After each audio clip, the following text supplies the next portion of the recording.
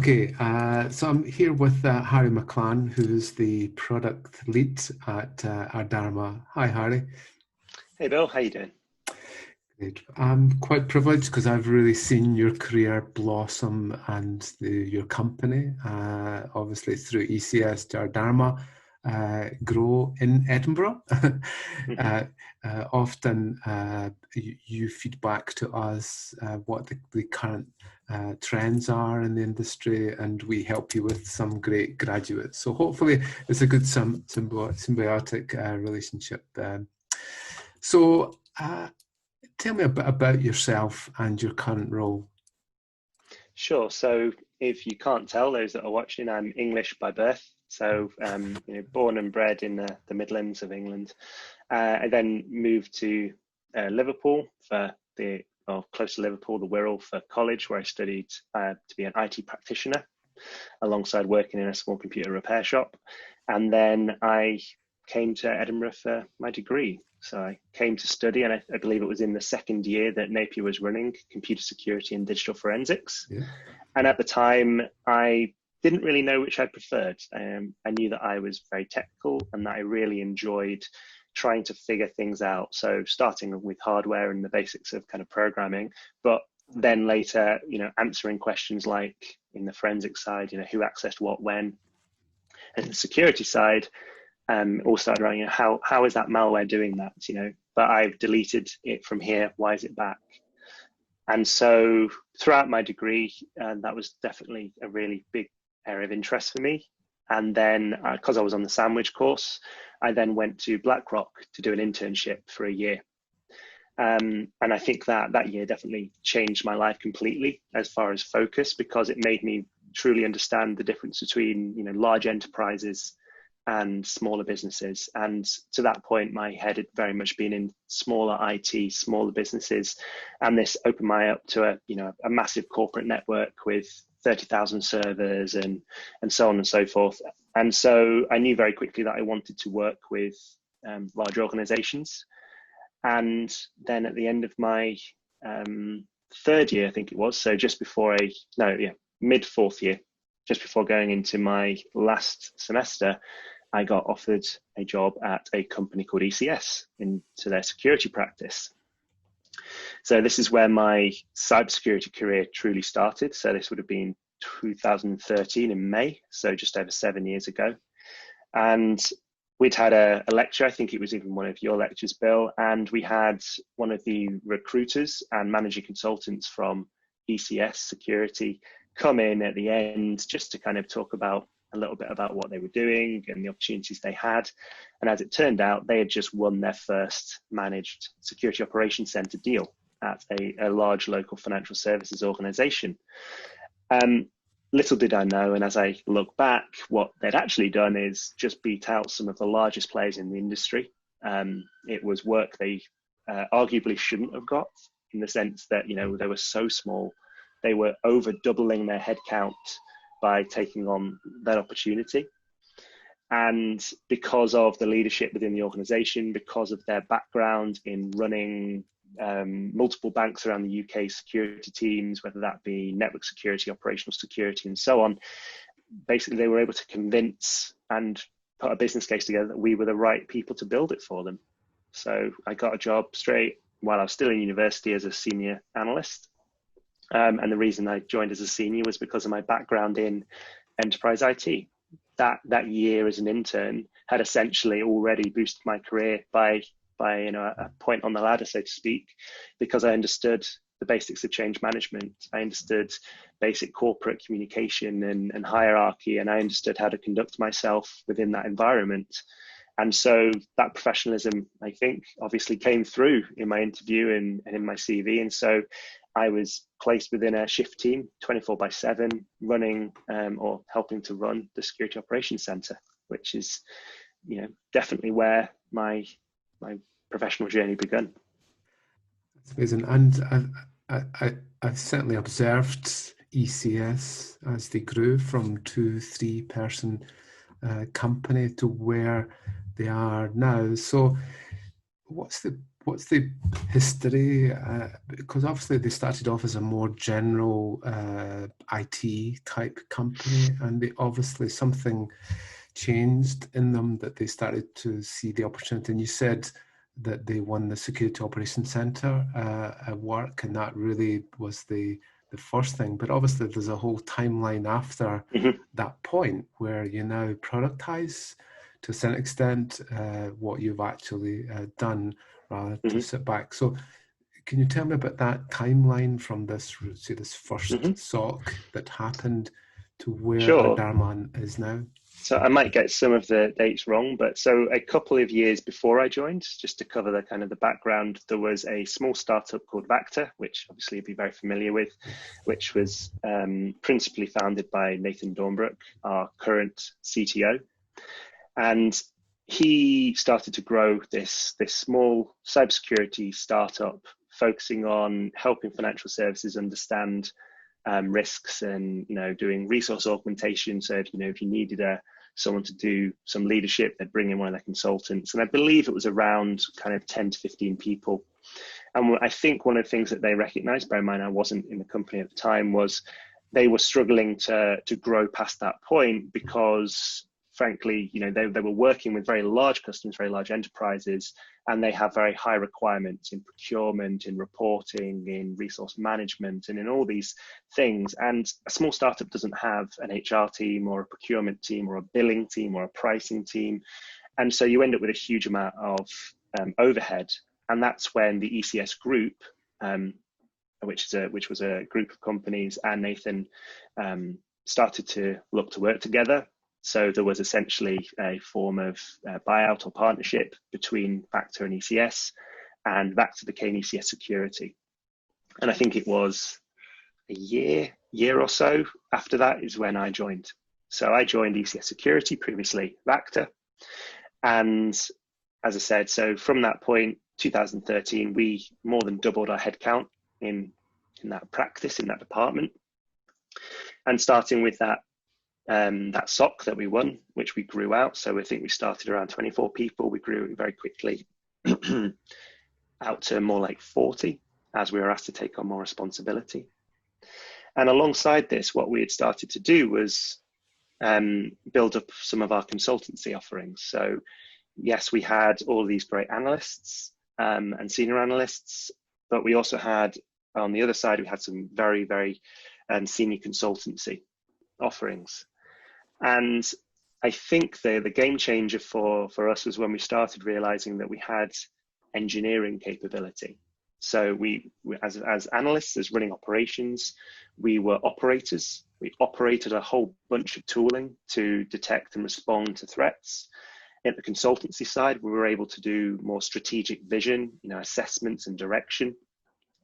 But there was this middle point, which is design and implementation, that we didn't do much of at the time. I think we had pockets of it with smaller customers, but we didn't do a lot of it. And we quickly realized that we'd actually built out some subject matter expertise.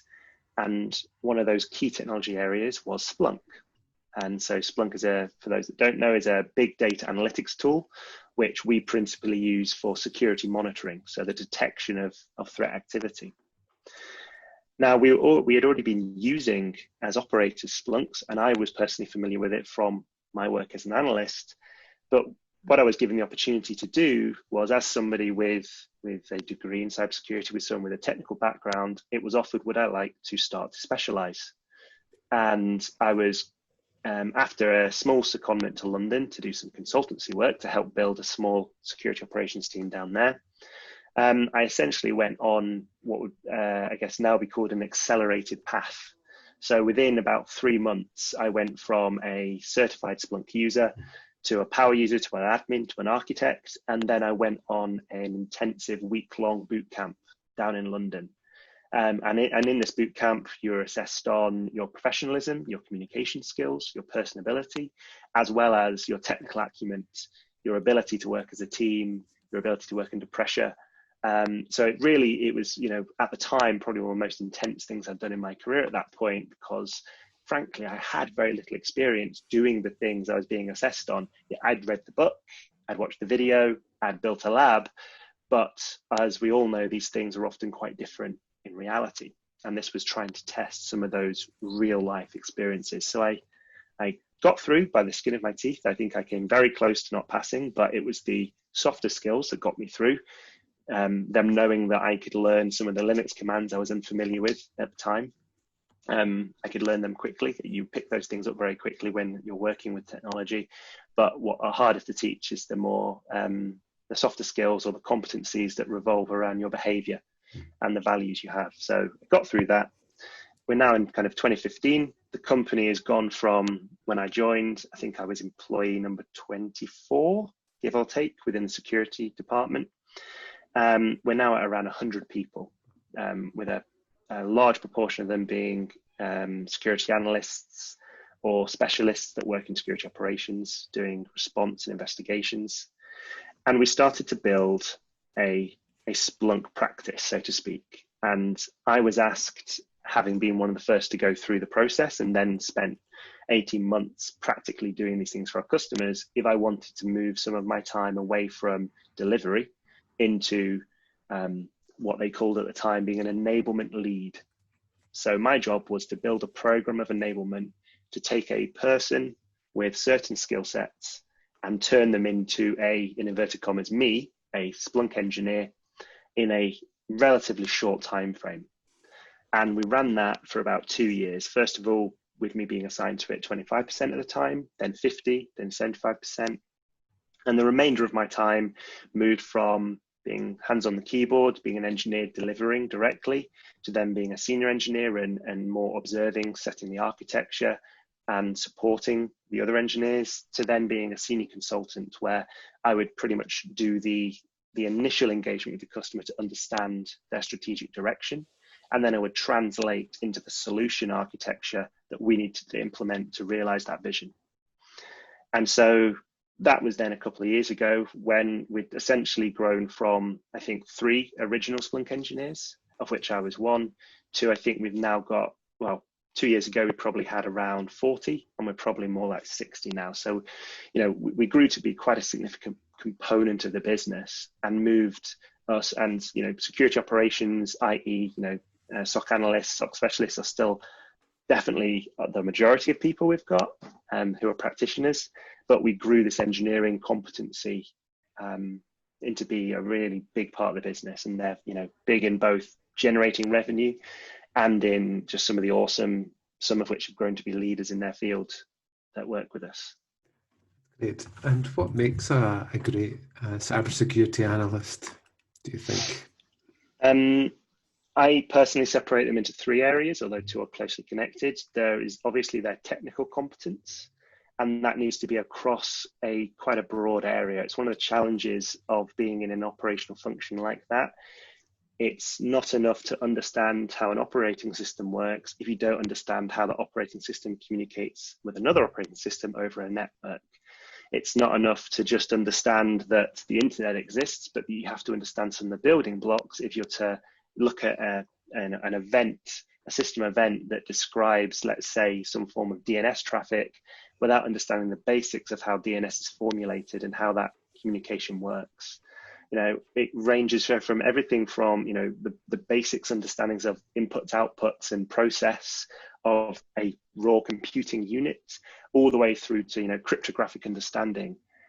What it doesn't usually require is really deep understanding of any of these to be an analyst. It requires you to have a generalized understanding and to have a good picture of how they fit together. So you don't have to understand all of the idiosyncrasies of cryptography. You don't have to be an expert in it, but you do have to understand how systems use cryptography to protect a connection. You have to understand the difference between transport encryption and, you know, end-to-end encryption. You have to understand these things because the way that threat actors, the people that you are trying to protect the organization from, leverage them, change how you can detect and respond to these threats. And so understanding how they're knitted together starts to give you a better picture in which to apply the lens of, I am looking for threat activity so that I can respond to it. So technical domain, I think, is relatively a given and is probably of of the three domains I mentioned, the most well understood. It is relatively straightforward to say, if threats execute like this, what do I need to know technically to detect and respond to it? And I think that's reasonably straightforward and easy to work out. What I think is very difficult to work out is the behavioral competencies that need to be interwoven within a threat analyst in their day-to-day job that makes them effective. Because they can be an incredible analyst technically, but if they are a poor communicator, if they do not have some form of self-awareness, if they cannot calibrate their emotions appropriately, then they will not be successful in their objective. Their objective is to help an organization mitigate threat. To do that, you have to sometimes be convincing. You have to be able to communicate both verbally and in a written form effectively. And again, not an expert. You don't have to be a professional copy editor. I'm dyslexic, I'm certainly not. You don't have to be a perfect verbal communicator. I often stumble around my words, but you have to have enough competence that when your hypothesis is that something is happening, that you can convince people of it in a reasonable way, and that you don't get instantly angry when you're questioned, and you don't ignore feedback and so on. You have to take social cues if you can, and so on and so forth. And there's all kinds of different, I guess, curves of people. And it's not to say you have to be one or other, but you do have to consider competence that is broader than technology. And I started mentioning it. And then the third area, which does overlap with behavior, is emotional intelligence or awareness, understanding why you're feeling a certain way and how that might be impacting the way that you're working and interacting with other people can be really challenging. You know, we are all driven by emotions. Emotions influence everything we do. And therefore, the way we conduct ourselves emotionally will impact how we're taken seriously, will impact our career growth. It will impact, if you like me, I work for a company that has direct customers I go and talk to. If I am having an unregulated day, for example, I'm not regulating my emotion appropriately, perhaps I've just woken up on the wrong side of the bed, or perhaps I'm suffering from an anxiety disorder, perhaps I have other things going on. Without some emotional intelligence to be aware of these things and to take steps to mitigate their impact, and ideally, obviously, hopefully, if I'm unwell, getting well, you're going to run into barriers, and these barriers are constructed by people that perhaps don't understand. And why would they if you don't have the self-awareness to be able to understand yourself and then explain it? It's perfectly reasonable to say to a colleague or even a customer, I'm having a really tough day right now. I'm really working really hard on this for you, but it's going to take a little bit longer. You know, most people are quite nice. They'll go, oh, okay, I didn't realize that. Would you like to get some help? I would actually, that would be fantastic. And you've taken something contentious or perhaps adversarial and you've gone, I'm actually having a pretty tough day. And I think just being open and honest in that way can really help to long-windedly answer your question. And what does the next 10 years of cybersecurity look like? Obviously, for your company to thrive and grow and be successful, you need a platform that looks 3 to 5 years to 10 years into the future. So no one can really predict this, or they could become billionaires overnight. But what do you see as the things that are likely to change? Change. If I think back to my career so far, my understanding of the threat landscape and how it impacts individuals and businesses, I think fundamentals are constants almost, in the sense that there are always going to be opportunistic attackers, there are always going to be nation state sponsored attackers, there are going to be hacktivists, there are going to be script kiddies or opportunistic attackers, and they are going to, in many cases, although not all, they are going to leverage the easiest route to achieving their objective. And their objectives are different depending on who they are: opportunistic, nation state, organized crime. And I think they're relative constants. You know, the proportion of how much of the attack landscape is dominated by one or the other, I'm sure that changes, although I'm not sure how easy it would be to track it. I hope that there will be a continued push towards the people element of cybersecurity. I think that one of the things that Adama, which is the name that ECS Security became last year when we went through a buyout, a management buyout of the company, one of the things Adama is always tries to do, and sometimes has failed, but is always looking to improve upon and grow from, is investing in people. And I think the same goes for organizations that seek to, defend themselves against their adversaries. You have to invest in people. AI or derivatives of it like ML, yeah, they're great. They are tools, though. They are not things that just come in and fix a problem, because so much is about how they're implemented, who's trained them, how are they maintained. There are very few things that are true point solutions that actually fix a problem. And so I think it's really important that we continue to invest in individuals, people that bring things to the table, that drive things forward. The best tools in the world, and I work with some of the best in class tools, I've seen them absolutely butchered and destroyed as far as the value they bring because of how they've been implemented, because the people who are implementing them didn't understand the business, they didn't understand the drives of the business, they got pressured and they did the wrong thing. And so I love technology, I'm a technologist, but you must always factor in the people side of the equation, and then the process which governs both, because the process is the key component of what should you be doing. Why are you implementing this new technology, this new control, or this new third party that's promised you X, Y, and Z? And so definitely on the short term, that's where all organizations should be focusing their effort.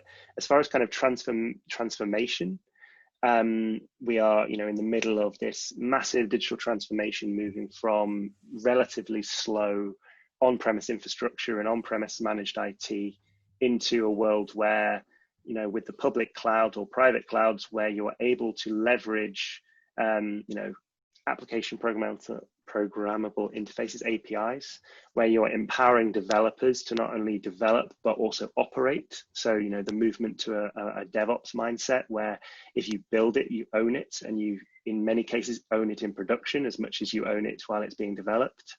And the integration of all these tools to automate and orchestrate all of this together completely changes this idea of the traditional IT being this horribly costly part of the business to being the business.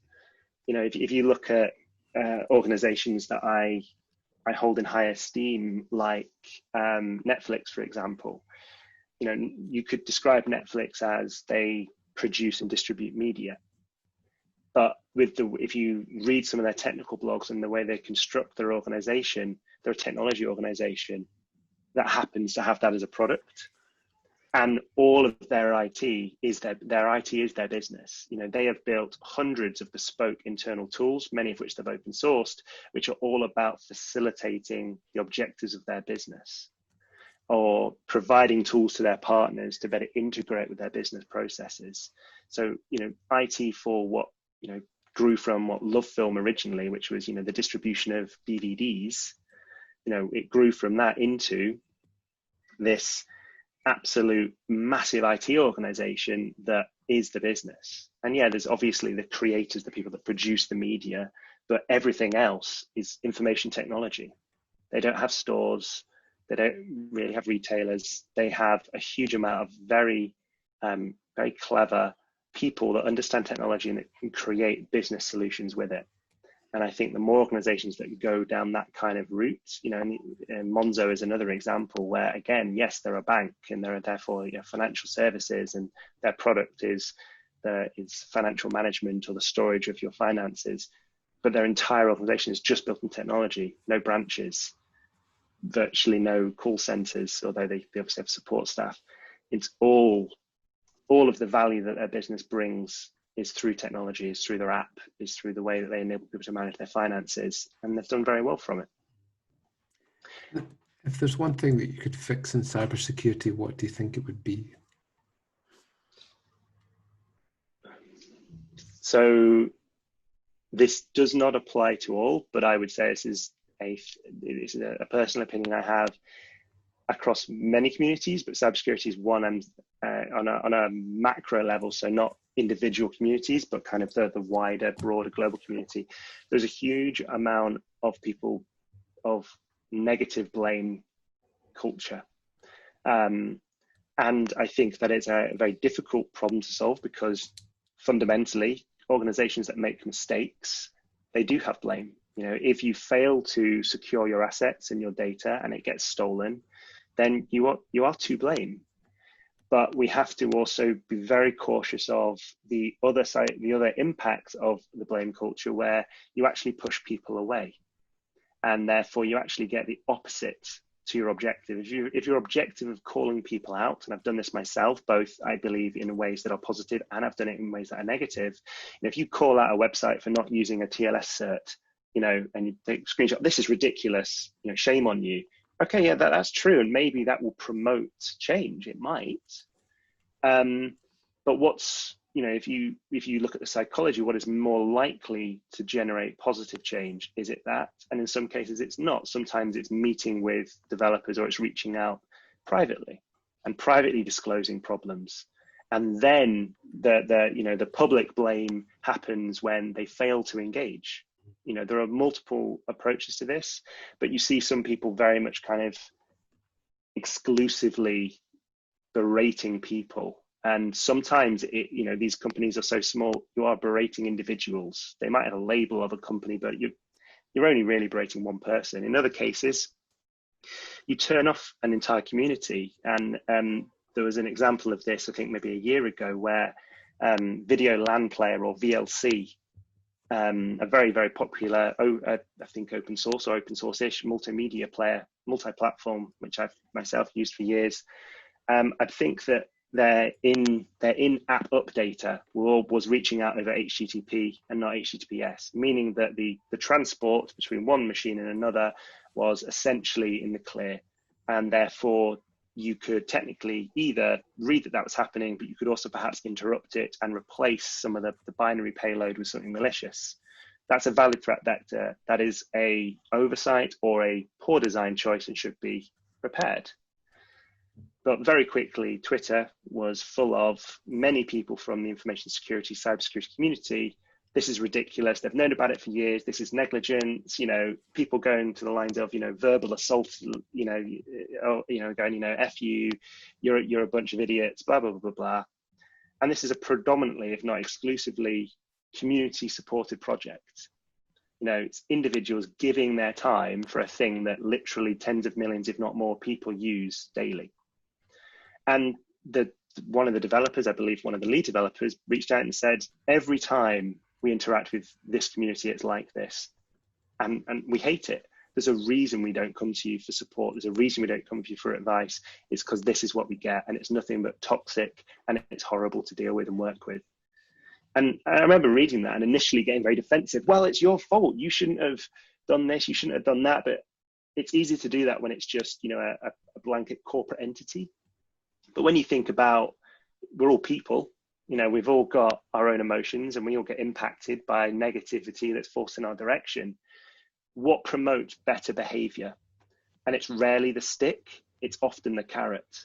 And I think, if you look at security awareness training, it's proven that it's much better to lead end users on a journey where they believe that their responsibility is encouraged, not you clicked on that phishing email, you now have to do a 15-minute training video, and your manager's going to be emailed, and this is going to be brought up at your end of year review. Yeah, okay, in certain cases, you have to use the stick. You have to punish repeat offenders. You have to punish people because you're left with no other choice. But I feel we have a lot of other choices that we often neglect before we jump there. So that's my one thing. I would just, to summarize, just be a bit kinder, both with your end users and with people that make mistakes. Yeah, good for you. As an academic, I can resonate with that. I think what you just said there was very, very true. So your company have grown up in Scotland and still have a strong base here. What do you think's good about being based in Scotland, and maybe what's not so good? So for me, and I've lived in Edinburgh now for 7 years. Building in Scotland means that it's likely that your staff are based in Scotland. Scotland is a beautiful place to live. It is full of many attributes that enable you to, if you choose to, take a very, very healthy work-life balance. Doesn't always happen, but the opportunity is presented at least. During my 6 months of comment to London, that was a lot harder. You know, London is an incredible place, and I love visiting it, but I also love stepping away from it at the end and coming back to Edinburgh and flying over the mountains, the hills, the lochs, etc. From a business perspective, if your business is primarily based on individuals, as in, and the growth of your company is directly linearly linked to people, which isn't all companies. Sometimes, you know, if you're building software, for example, it's not necessarily the case, but it's talent, it's people, and it's the opportunity or the diversity that those people can enter your business with. And I don't have a large data set to pull from here. I can only say my experience, and I've been an interviewer in Adama now for maybe 4.5, 5 years. So I've done literally hundreds of interviews, from everything from entry-level positions to senior consultants, and the caliber of applicants is excellent. Doesn't mean every interview goes well, of course not, but it does mean that, you know, we are often able to hire quickly. You know, we generally speaking, unless it's a very specialized role, we are able to find what we're looking for. And you know, and that's a testament to the education institutions, both the colleges and the universities, because we do sometimes take on people with HNCs, HNDs, especially at entry-level roles, and there's a place for people that do that. Degrees are not a mandatory requirement, but then when you look at the degree opportunities in Scotland, and I don't know what it looks like now, but certainly a few years ago, you know, the proportional amount of vocation-led, i.e. practical degree programs in Scotland was far greater, especially in cybersecurity, than certainly per capita than England. So, you know, we've got a massive amount of people, and they're being trained in things that we find very valuable, and that is in what I would describe as, you know, defensive security, or blue teaming. You know, so Napier, obviously, and no one paid him to say that, obviously, but, you know, teaches lots and lots of skills that are very relevant to defense. Now, that's not to say that that doesn't involve offensive security, doesn't involve ethical hacking and penetration testing and so on, because as a good defender, you have to understand how you are going to be attacked. But some degree programs only teach offensive security, and sometimes we can find that problematic because it means that they only have a mindset of an attacker. And then when you talk to them about detection, they go, well, I'm not sure how I would detect this, but I can get through your firewall. Okay, that's great, and that's really useful, but how would you detect it and stop it? And sometimes they've got that answer and sometimes they don't. It depends on the individual or the degree program. But yeah, if your business is in defensive security, as ours is, that is a massive differentiator up here in Scotland. And you know, we've grown our business in London as well. But obviously, there's a much broader range of degree programs because of the size of England, and especially south of England. So we get, I think, a lot less specialist graduates. And by specialist, I kind of mean, you know, that focus their efforts on cyber. Yeah, great. And you're based in Edinburgh. What's your favourite thing about living and working here? Edinburgh is probably the size of the city mixed with its cultural diversity. So, you know, I am a massive craft beer fan. I also really enjoy comedy, stand-up comedy, and I really enjoy food. So, you know, Edinburgh is a great place for that. I can pretty much walk everywhere, which is a massive bonus. You know, public transport is great when you need to use it, but the fact that I can, you know, walk, and, you know, and I live a bit outside of Edinburgh, I live in Leith, but I can still walk to work in 45 minutes, and that's literally the other side of the city. And many cities, that would be either, you know, the cost of living like that would be problematic, or the, you know, the type of accommodation I could afford to live. You know, I wouldn't be able to live in London, 45-minute walk to work. I probably wouldn't be able to live in Manchester, 45-minute walk to work.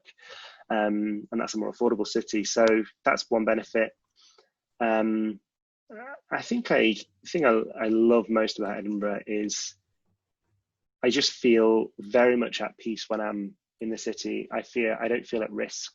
I don't feel particularly vulnerable, and the same goes for many parts of Glasgow. And every city's got its dodgy areas and its not dodgy areas. But I always generally find myself quite at ease.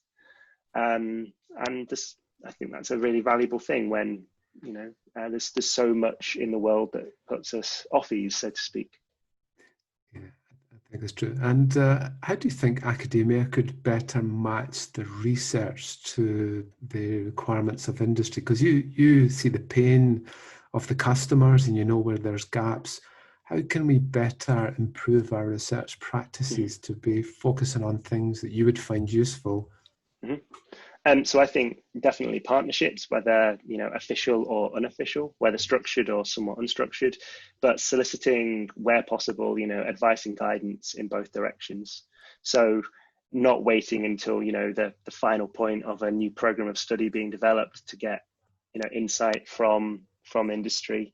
One thing that I've been doing in the last I think year is, so I work with Skills Development Scotland. I'm on their industry working group, and what's been really interesting going through that process is we meet every few months and they present their current strategy and their plans and their initiatives and their engagements, and they ask for our opinion, and sometimes that opinion can be very negative. It can be, why would you do that? That's not what we need. But other times it's, we didn't even know that was a thing, and we didn't know this awesome program of getting interns into this thing existed. And so more things like that, leveraging people that are willing to give some of their time, even if it's a short amount of their time, to comment on, high level topics, structure, pain points, etc. I think is massively underutilized. I know so few people that I work with, either in Adama's customers, that are engaged by or work with either government or the academic sector. I think there's a lot of people out there willing to, but there's sometimes either they're not approached or they don't know that there's programs that they could sign up to and offer their skills. And if you're a budding cybersecurity company looking to innovate, where would you see the gaps just now? Because obviously it's an industry that's dominated by very large companies who have product ranges that are fairly extensive. Where do you think the gaps are? So I think in any market, especially a market that's driven adversarially, like our market is driven by bad people in the sense of, we are constantly trying to keep up with people that are attacking. There is, at least within my understanding, I don't believe there's ever a moment where you can get ahead of your attacker, because your attacker is motivated so intrinsically to come at you in new ways, in ways that will get around your protected defenses, that will do things in ways that you cannot detect or respond to effectively. So you're always trying to learn about their new tactics so that you can better respond to them. So we're driven with an increasing pace. We're always, the threat landscape, the statistics are always, in many cases, looking worse. And I don't know if they ever won't, unless we kind of solve the root problem of crime, which I think is unlikely. So that means there's always an opportunity. And even the very, very large players in the game, in fact, the large players in the game are sometimes, they have a disadvantage because of their size. Their agility is decreased. And I believe, I think there's a relatively large amount of research out there that does show, you hit certain sizes, you're unable to innovate at the same pace as smaller organizations. So I think that it's still anyone's game in that regard. But what you do have to be very careful is that you have a very good value proposition and have validated the market. It's great that there are some research projects that get spun out into successful businesses, startups, etc. That is not common. And I feel that it's really important when you're looking at research, you can have totally valid research that adds something to the industry, but that is not commercial or is not able to be commercialized, more importantly, especially as research can often show that something doesn't work, for example. And that is, in the academic sense, valid, because you've just proven that, you know, these assumptions were wrong, or these are not valid ways of coming to a solution. And so involving industry early on, when that research is either being produced or finalized, before you've made any real investment into, you know, turning it into a business, find advisors that you can pitch to within a trustworthy setting, that they can give an honest appraisal of, do they see a market for that solution? And ideally, obviously, you want advisors that can not only confirm your assumptions, but can even maybe direct it, or, you know, sand off an edge or two here or there. And again, I feel that especially businesses that are being very successful, there are people out there willing to give an hour of their time to, you know, give back, or to encourage other people to come up, because fundamentally, I hope that most people in our industry, we're here to protect people. And yes, we want to make money do it, or we want to be famous, or we want to contribute research too. We've all got our selfish drivers, but cybersecurity, information security, it's about protecting people and their associated organizations. So I would see that as a win-win. That's great. And what book, film, or piece of music inspired you in some sort of way that made you change your attitude to things? So early on, from a technical perspective, a book that really cemented that it was security that I was interested in was The Hacker's Handbook by, I think it was Dr. K was his hacker handle. And I think I got that as a birthday present when I was 14, being considered in the family a nerd, you know, ripped apart computers, built websites, etc. And that book, I just remember devouring it and then going through it again and again. And then I remember sitting on a plane when I was 15, trying to convert hexadecimal into octal, back into binary, and then to look at the, you know, and just sitting there, and, you know, my dad's probably just staring, you know, traditional working man, just going like, what is wrong with my kid? You know, they've got X-Men on the screen. No, I'm busy. And this octal stuff's really weird. It's really weird. It's an 8-base number system, but Unix permissions. Anyway, so technically that was definitely a switch from I'm a stereotypical nerd, I like computers, why I can do lots of things with them, to security, hackers. You know, that was the first time I was introduced to this incredibly positive term of being a hacker. And, you know, and rightly or wrongly started considering myself a hacker now in in modern terms, that, you know, I'd be a white hat hacker. I'd be obviously an ethical hacker, but back then, hacker was certainly within the book very framed as that's a positive thing. It's just someone who likes to take things apart, put them back together, and see how they work. I guess more from a personality perspective, there's been two key points in my life, or two key experiences, and the first was traveling and doing voluntary work internationally. That flipped me, maybe a less selfish person. I'm still selfish, but certainly showed me that there's more to life than just your own career, your own thing. And that kind of happened around the age of kind of 18 to 20. And then the second one was, again, actually starting to move in my career from the engineering side into consultancy, and recognizing that, you know, I was a good engineer, probably not a great one. We've got far more talented engineers that work in Edinburgh, but I was good. But where I appear to have excelled and done really well, and that's why I now have a job helping to direct and manage the product development we do in Edinburgh, is those softer skills that I mentioned earlier. You know, it's being able to bring people around to my point of view, to convince people, to communicate, to enter into conflict, but in a positive way, in a way that doesn't lead down to a shouting match, but, you know, a difference of opinion. These softer skills have stood me in incredibly good stead, and I never really valued them until that someone else identifying, or multiple people identifying, really, you know, you're a pretty good techie, that's great, you know, you seem to get these things, but there's this other side of the business, there's this other consultancy side that is still centered in technology, because technology is often the tools that we implement to help protect and respond to threats. But being able to convince a customer of an approach means that they'll take the better approach that leads to all the engineering falling into place later.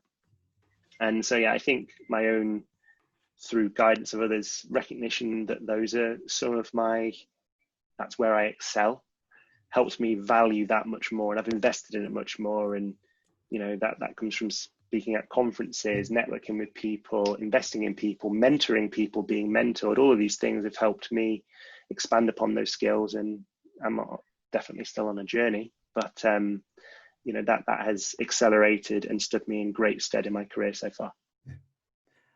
And Bill Gates and Steve Jobs had different approaches to our industry, and you could throw in Michael Dell and some of the newer companies that have been developed, all with different types of approaches to develop the business. One with a great eye for detail, one with more a strategic approach to the business. Do you see yourself more as a Steve Jobs or as a Bill Gates? Wow. Definitely more of a Bill Gates. I do not particularly have an eye for design. And I also believe that in many cases, an obsession with perfection leads to a failed business. Apple almost experienced that twice. In fact, they fired Steve Jobs for that, and then took him back because, he was a visionary and he had a huge amount of incredible ideas. But where I think I align mostly with Bill Gates is one of his, in inverted commas, superpowers is being organized and the processing of information, thinking about it in abstract terms or in higher level terms. And that's similar to the things that I believe that I am good at. And so far the evidence shows that I am, is, taking a problem, deconstructing it, and then putting it into a logical, so, laying it out logically so that we can, find where the bottlenecks are, alleviate that. Where's the next bottleneck? Alleviate that. My brain is very logical. It's very machine-like. And therefore, it means that from a kind of business perspective, I am much more on the business side than on the kind of developer or creative side. Yeah. I'm more of a manager than I am a maker, if that makes sense. Yeah. And if you weren't into cybersecurity, what profession, role would you think you would have? Difficult. I think with that ordered mind, I think I would have probably enjoyed being a detective or something along those lines, working still with people, but very problem orientated. Something has occurred. Now we need to figure out how it happened, who did it, etc., which obviously has a lot of correlation with being in the blue team, being in cybersecurity. So yeah, I think probably a detective. It sounds good. Yeah, there's obviously a bigger demand for cybersecurity specialists than there is for that type of role. So there is. Yeah. And what's the next big thing for Harry?